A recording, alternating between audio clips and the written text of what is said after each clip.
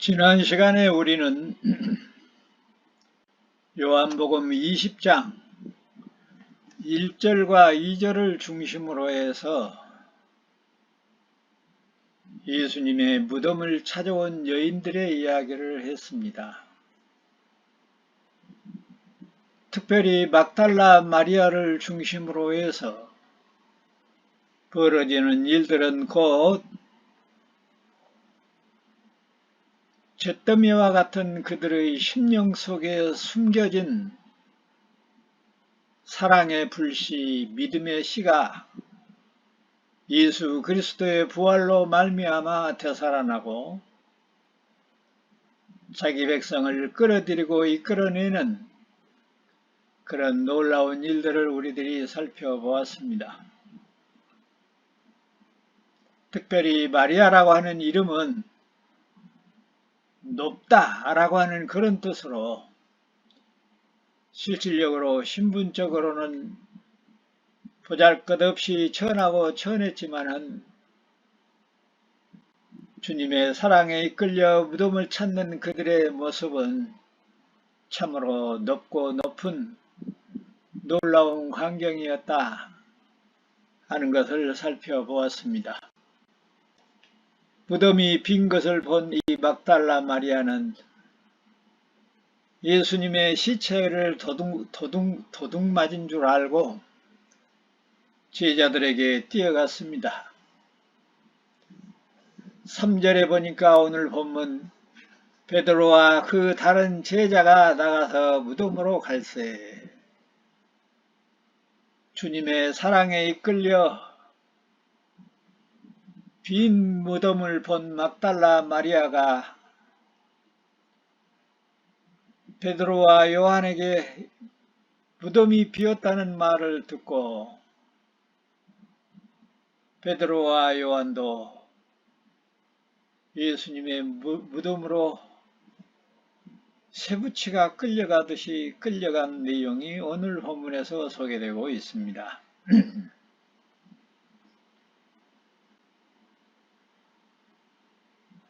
주님의 사랑은 닭이 울기 전에 3번씩이나 주님을 부인했던 베드로에게도 나타난 거죠. 예수 그리스도께서 십자가의 고난을 받으실 때에 아무런 힘도 쓰지를 못했던 요한도 예수 그리스도의 사랑에 끌려 베드로보다 오히려 앞질러 달려갔습니다. 예수 그리스도의 사랑은 이처럼 배신자와 용기 없는 그런 사람들의 가슴 속에 숨겨진 믿음의 불씨, 사랑의 불씨를 부활하게 하였습니다. 예수 그리스도의 부활은 바로 자기 백성들의 심령 안에 잿더미와 같은 자기 백성들 심령 안에 사랑의 불씨로 믿음의 불씨로 피워지기 시작했습니다. 그처럼 예수 그리스도께서 지금도 주님을 떠나 사망 가운데 방황하고 있는 자기 백성의 심령을 감화하고 감동을 시켜서 주님을 향하여 달려나오게 하는 사랑의 역사를 계속하고 계십니다. 구속의 역사가 어떻게 이루어질 것을 바로 베드로와 요한을 통하여 보여주고 있는 내용이기도 합니다.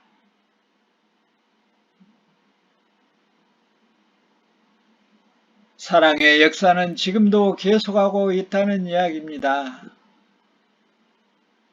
그러므로 오 주여 당신의 그 크고 놀라운 사랑을 사랑하는 나의 부모 형제와 남편과 아내와 자녀들에게도 베풀어 주옵소서. 우리의 기도의 제목이 되어야 할 것입니다. 베드로는 베드로답지 않게 요한보다 천천히 달려갔어요.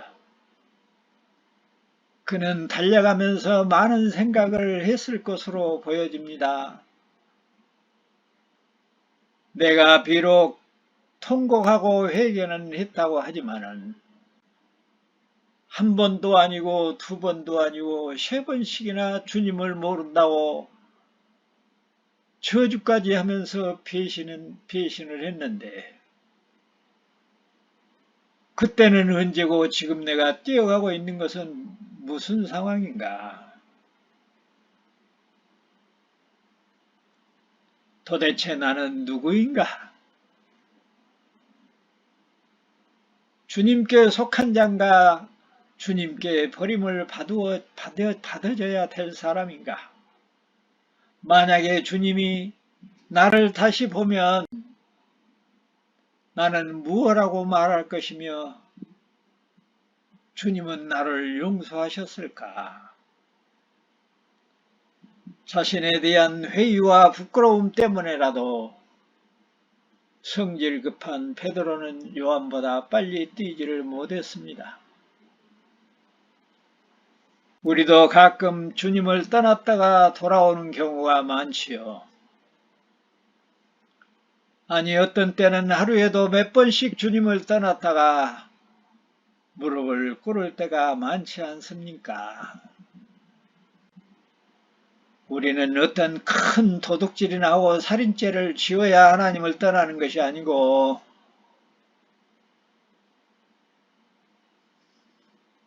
우리의 일신양면만을 내세우고 살아가는 모습이 주님을 떠나는 모습이기도 하지요. 세상과 어울려 온갖 못된 짓을 다 하고 돌아다니다가 어쩔 수 없이 이리 끌리고 저리 끌려다니다가 자신을 발견하고 부끄러워 엎드릴 때가 많지요.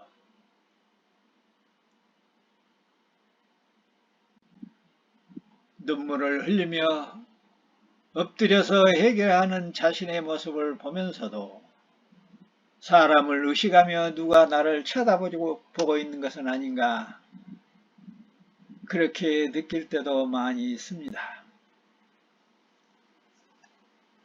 여기서 우리는 인간이라고 하는 것이 얼마나 연약하며 얼마나 간사하고 얼마나 철면피와 같은 죄인들인가를 깨닫게 되는 것이지요.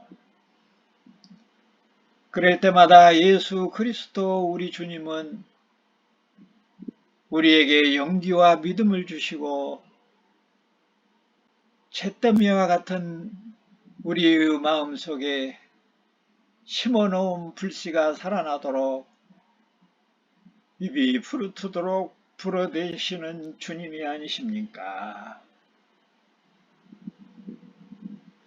이 삶을 청산하고 새로운 삶으로 인도하시는 사랑의 주님,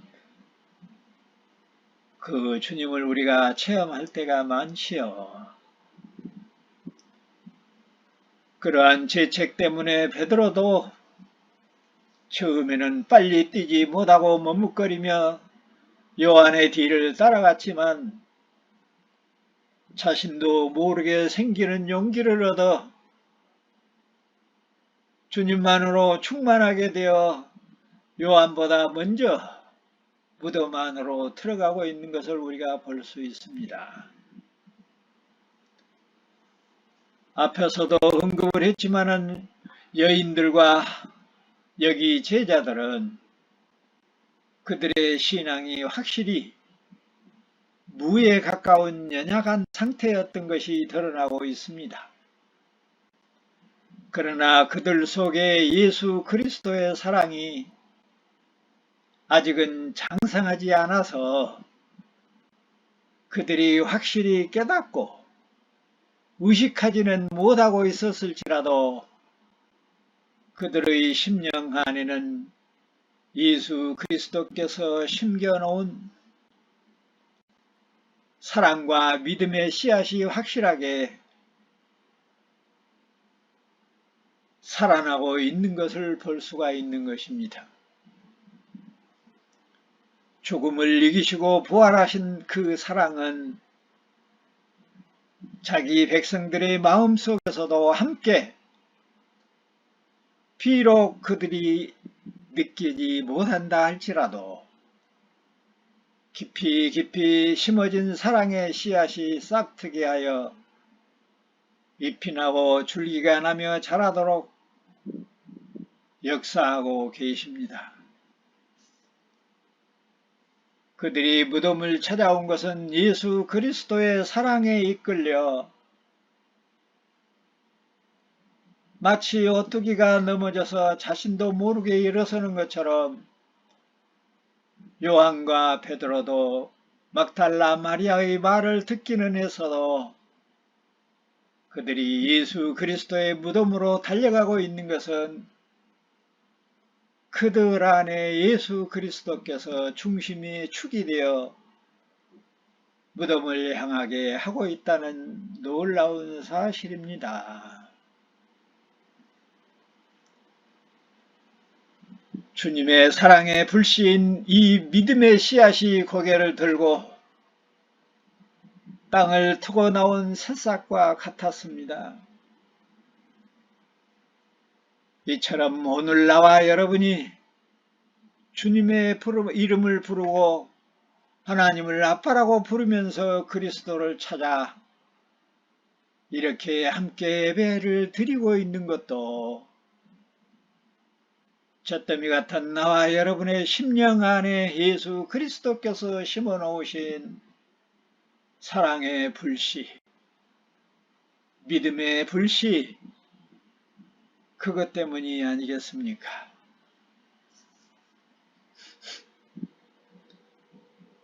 뿐만 아니라 지금도 창세전에 택한 자기의 백성들 심령 안에 심어놓은 사랑의 씨앗을 여기저기서 싹을 트고 올라오는 소리를 우리가 들을 수 있어야 할지도 모릅니다.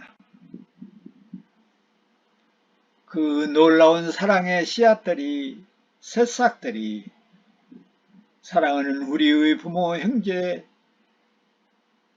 자매들에게도 함께 나타나기를 진심으로 바라는 겁니다. 비록 제자들이 예수님이 살아계실 때 예수님을 따라다니면서 예수님을 알고 예수님의 사랑을 받고 자기의 심령 안에 신기움을 받았으나 예수님이 십자가에 죽으심으로 그 안에 있는 예수님의 씨앗도 보이지 않게 함께 묻혀버리고 말았던 것입니다. 그러나 예수님의 부활은 그들 제자들의 심령 안에서 묻혀버렸던 그리스도의 사랑, 그것이 다시 피어나게 된 것입니다. 그것은 마치 한 알의 밀이 썩어서 죽어야만이 새로운 열매를 맺는 그런 이치와 같았습니다.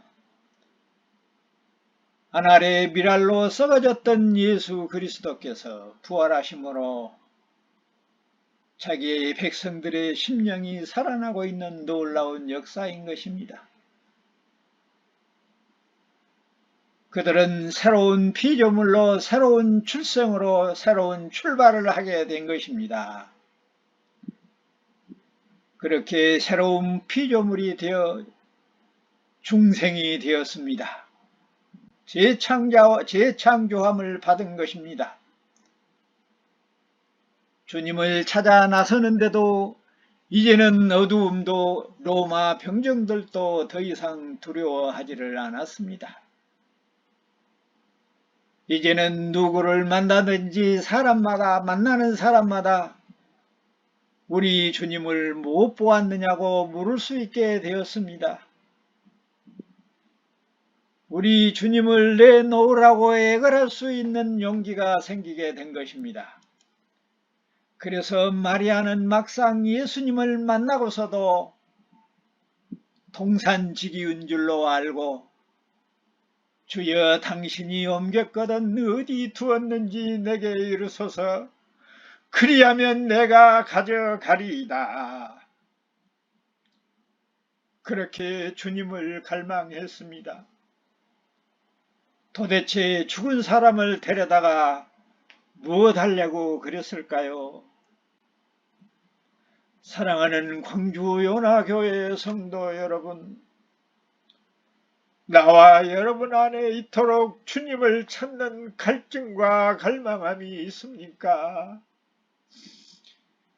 이 갈망함이 우리 안에 샘솟듯 넘쳐나기를 원합니다. 오 주여 성령이여, 우리의 심령 속에 심기어진 주님의 사랑의 싹시 믿음의 불씨가 더욱 충만하게 피어나게 하여 주시옵소서. 정신없이 주님을 찾는 막달라 마리아, 주님을 만나고서도 주님을 찾는 막달라 마리아처럼 우리의 믿음을 뜨겁게 하소서. 나와 여러분의 기도의 제목이 되어야 할 것입니다. 너무나 우리는 예수를 믿는 목사고 장로고 권사고 믿음 있는 성도라고 하면서도 너무나 미지근하지는 않는지 점검해야 됩니다.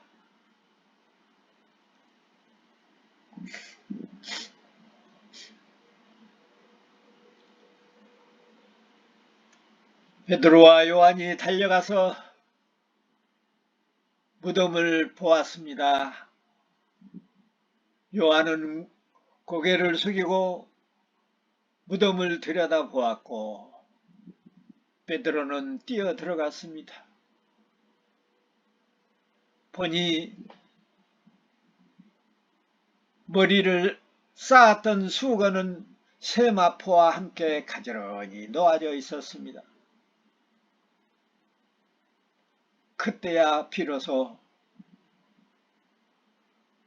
무덤에 먼저 왔던 다른 제자도 요한도 따라 들어가서 보았습니다. 무덤 광경은 도둑 맞은 상태가 아니었다는 것을 깨닫고 그들은 주님이 부활하신 것을 믿게 되었습니다. 물론 그들이 뜨거운 확신과 뜨거운 열정이 있어서 여인들에게도 그 설명을 하지를 못했지만은 베드로보다 먼저 무덤에 도착한 요한이 무덤을 들여다보니 예수님의 모에 쌓던 세마포와 수건이 따로따로 가지런히 객혀져 있는 것이에요. 그 모습을 보고 어떻게 예수님의 시체를 도둑 맞았다고 생각할 수 있었겠습니까?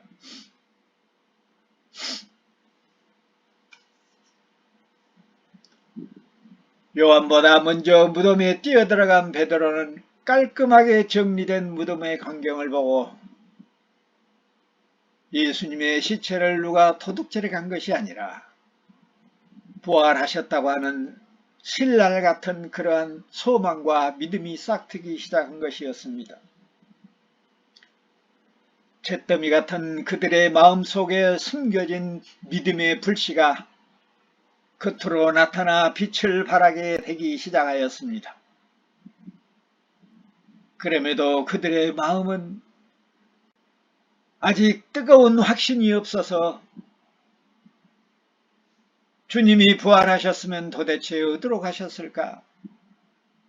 측은한 마음으로 발걸음을 집으로 옮겼습니다. 그들은 사랑의 열매요 믿음의 열매는 오뚜기 안의 중심축처럼 그들 마음속에 숨은 뿌리가 있었기 때문이었습니다. 베드로와 요한은 그들의 눈앞에 벌어진 상황을 자세히 눈여겨보지 않았더라면 여인들의 말처럼 하마터면 예수님의 시체를 도둑 맞았다고 오해할 뻔했습니다. 누가 도둑질을 해가면서 차분히 세마포를 풀 시간이 있었겠으며 더더욱 시체를 훔쳐가면서 세마포와 수건을 가져라니 정리해 놓았겠습니까? 그들의 눈에는, 그들의 머리에는 섬짓 같은, 섬광 같은, 불빛 같은 그러한 믿음의 소망의 불길이 스쳐갔던 것입니다. 그들로 하여금 예수님이 생전에 하셨던 말씀을 기억나게 하여 예수님의 부활을 믿게 되었던 것입니다.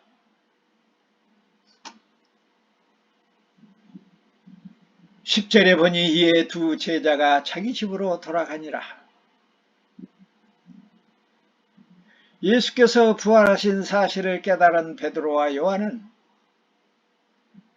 그래도 긴가민가한 마음으로 특별히 자신들이 해야 할 일은 과연 지금부터 무엇인가 확실하게 알지를 못하고 자기들의 집으로 돌아갔다고 그렇게 기록하고 있습니다. 그런데 9절에 보니까 오해하기 딱 좋은 말이 있어요. 성경 전체의 분위기하고는 달리 오해하기 쉽도록 저희는 성경에 그가 죽은 자 가운데서 다시 살아나야 하리라 하신 말씀을 아직 알지 못하더라. 성경에,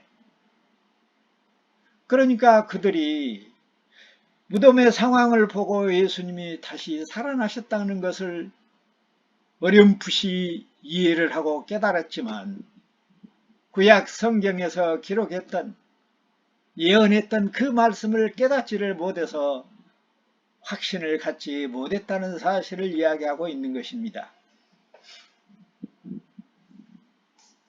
그래서 우리는 여기 9절의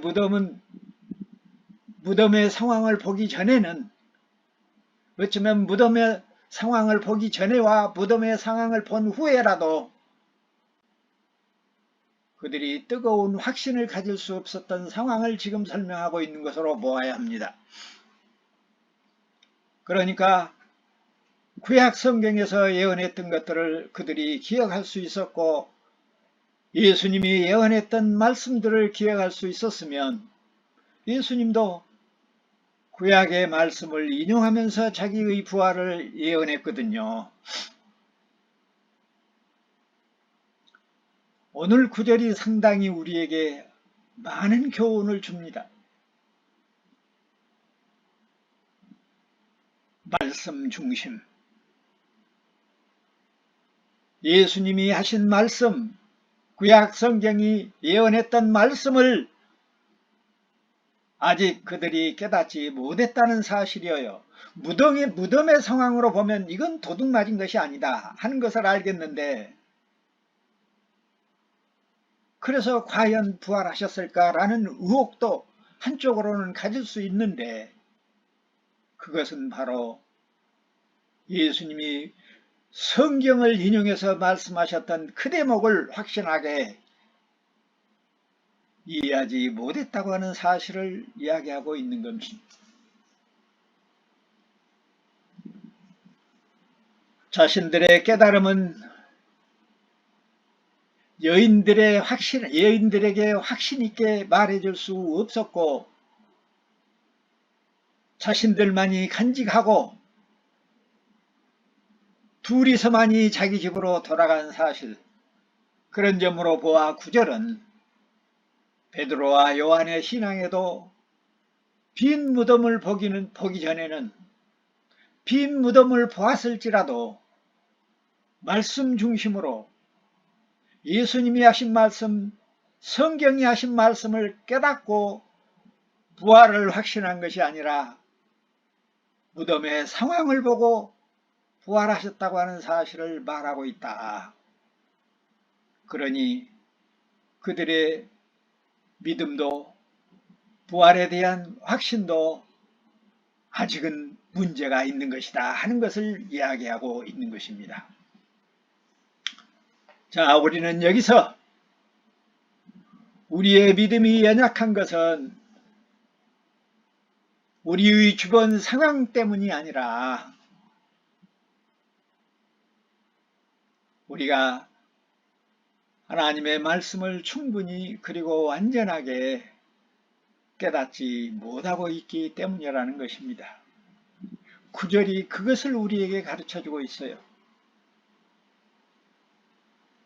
성경이 말하는 것을 달리 말하면 예수님이 성경을 들어서 예언을 부활을 분명히 예언했는데 주변 상황이 아니라 우리의 삶의 상황이 우리를 믿음 없게 하는 것이 아니라 우리가 말씀 중심, 말씀에 대한 바른 이해가 없기 때문에 우리의 믿음의 확신이 부족하다는 이야기입니다. 가끔 우리는 우리가 지켜야 할 신앙을 지키지 못하면서 시어머니 탓을 할 수도 있고 믿지 않는 형제들을 탓을 할 수도 있고 세상의 제도를 탓할 수도 있고 여러 가지 탓을 할 수가 있는데 그것이 잘못되어 있다는 사실을 오늘 본문이 우리에게 가르칩니다.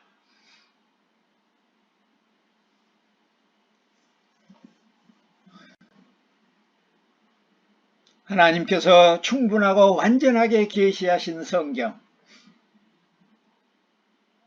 우리가 충분히 이해하지 못한 뿐만 아니라 서로 알면서도 말씀을 우리의 생활에 충분하게 활용하고 적용하지 못한 그러한 게으른 죄 때문에 우리의 믿음이 흔들리고 우리의 삶이 흔들리게 된다는 이야기입니다. 우리의 믿음이 확신이 부족하다는 이야기입니다. 그러므로 우리가 올바른 신앙생활을 하기 위해서는 첫째도 말씀, 둘째도 말씀, 셋째도 말씀 중심입니다. 성경을 바르게 깨닫고 이해하는 일이라는 사실을 우리가 명심해야 됩니다. 하나님의 말씀을 바르게 이해하지 못하고는 올바른 믿음도 올바른 소망도 가질 수가 없습니다. 성경을 떠나 있는 믿음은 미신입니다. 미신이 무엇입니까?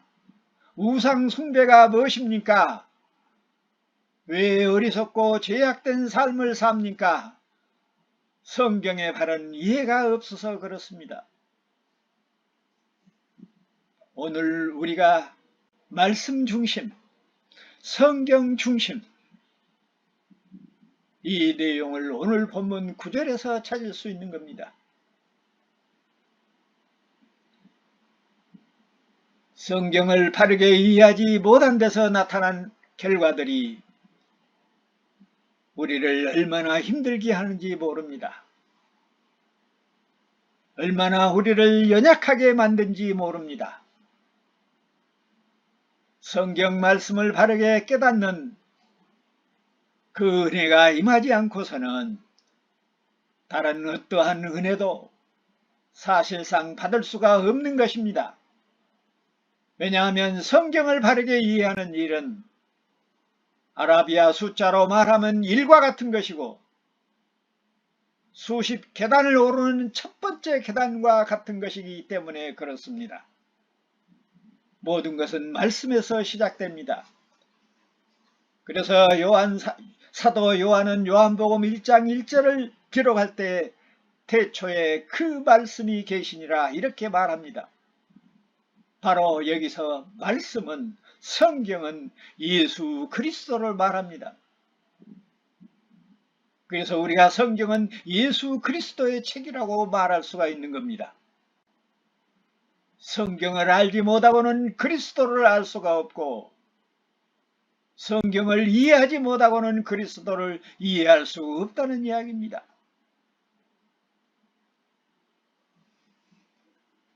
성경은 시편 16편 10절과 이사야서 55장 3절에서 예수 그리스도의 부활을 약속하고 있을 뿐만 아니라 예수님 자신도 직접 제자들에게 여러 차례 이 말씀을 인용하여 그들에게 예언했던 것입니다.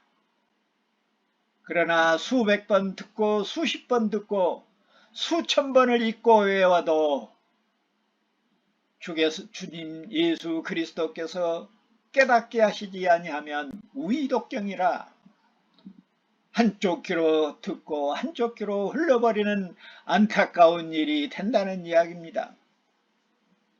나와 여러분이 성경을 몰라서 이 모양 이 꼴로 삽니까? 이 모양 이 꼴이라 해서 죄송합니다. 막달라 마리아처럼 자석에 끌리듯 주님을 갈망하는 그런 갈망이 우리에게 있느냐는 뜻에서 말씀을 드리는 겁니다.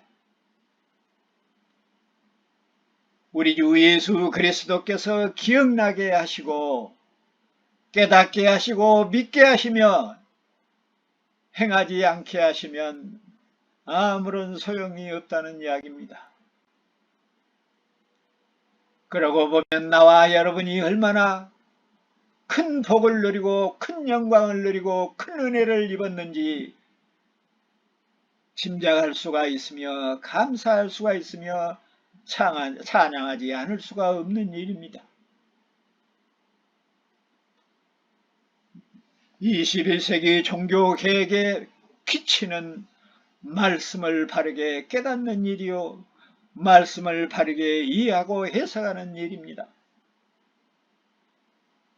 베드로와 요한이 예수 그리스도의 부활을 깨달았다고는 하지만은 아직은 누구에게 전할 만큼 뚜렷한 증거와 확신이 없었습니다. 그것은 말씀에 의존함이 없었다는 이야기입니다. 우리에게 확신을 주는 것은 오직 말씀, 예수 그리스도 뿐입니다. 그래서 옆에 있는 여인들도 챙기지를 못한 채 꿈을 꾼 것처럼 비몽사몽간에 자기들의 집으로 향하고 있는 것입니다. 또 다른 어떤 확신거리를 찾고 있는 것이나 다름이 없는 상황이었습니다. 베드로와 제자들이 자기 집으로 향했다고 말하는데 나와 여러분은 지금 어디로 가고 있습니까?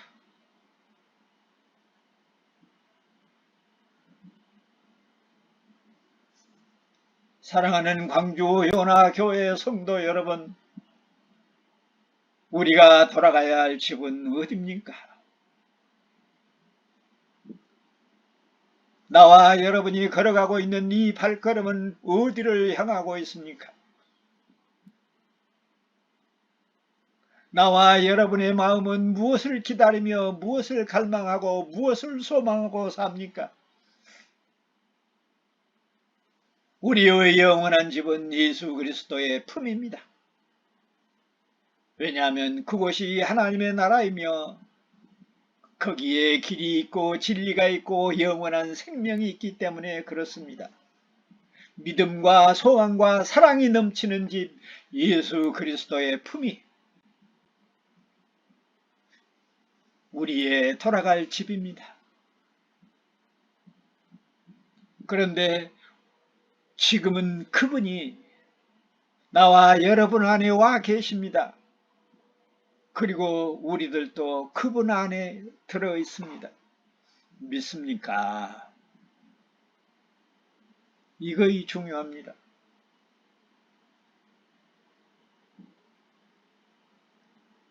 언제 붙어인지는 알지 못해도 나와 여러분이 주님의 품 안에 있고 주님이 우리 안에 계셔서 베드로와 요한은